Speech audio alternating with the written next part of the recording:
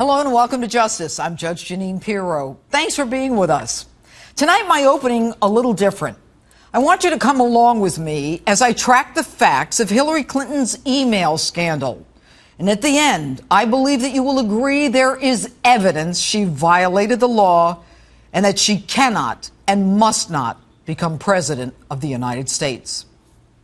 So Hillary decides to conduct State Department business not on a state.gov, but on a personal email in service by a server in her Westchester home.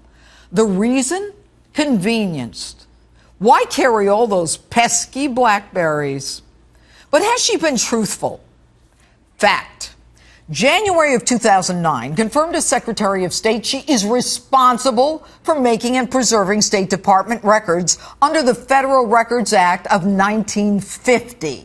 A few months later, the regulations are updated, requiring that if someone uses a non-agency email, they must ensure they are preserved. CFR 1236.22.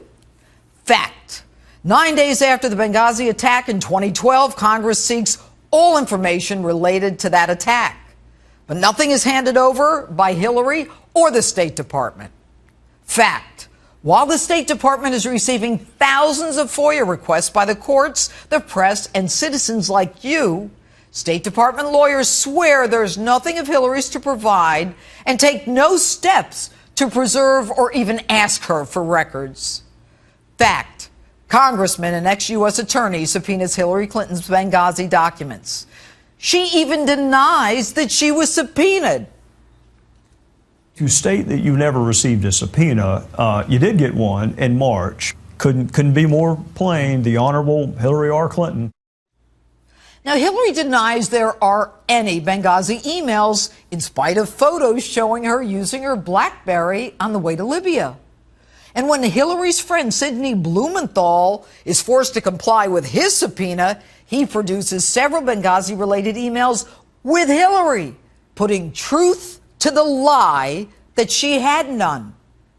Hillary, now in panic mode.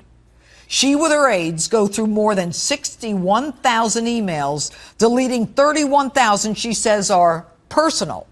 And of the 30,000 that she hands over, she says there is no classified information in them.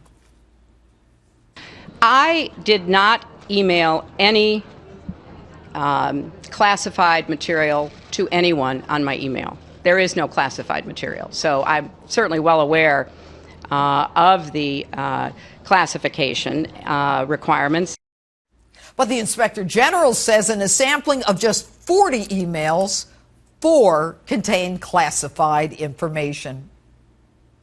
Her defense? They weren't marked classified. Nothing to see here, folks. Move along.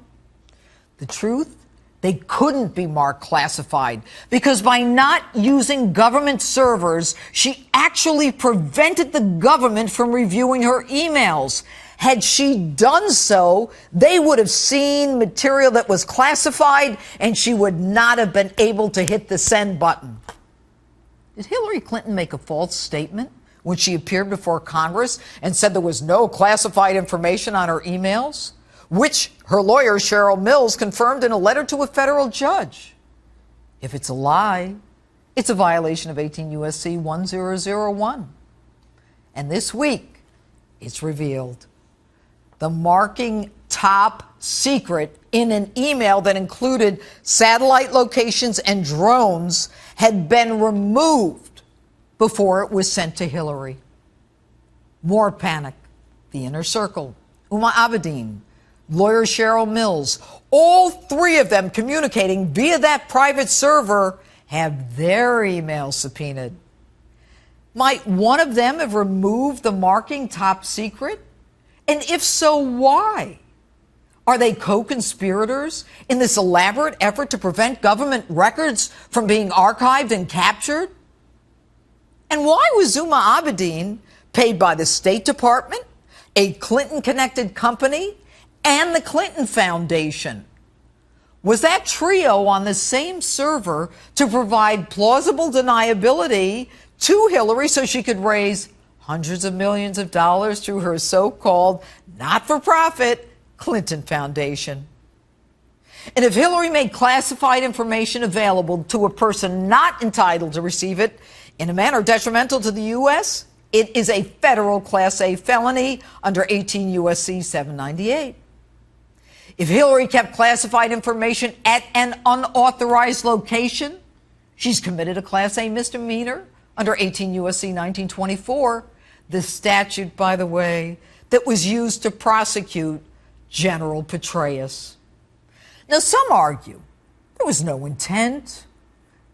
If there was no intent, folks, then why did she issue a warning to all of her own State Department employees not to conduct State Department business on personal emails? And if there was no intent, why did she refuse to allow the inspector generals who had oversight over her State Department into her State Department? But I've got news for you. We don't need intent. It is a federal crime to negligently handle classified information under 18 U.S.C. 1924.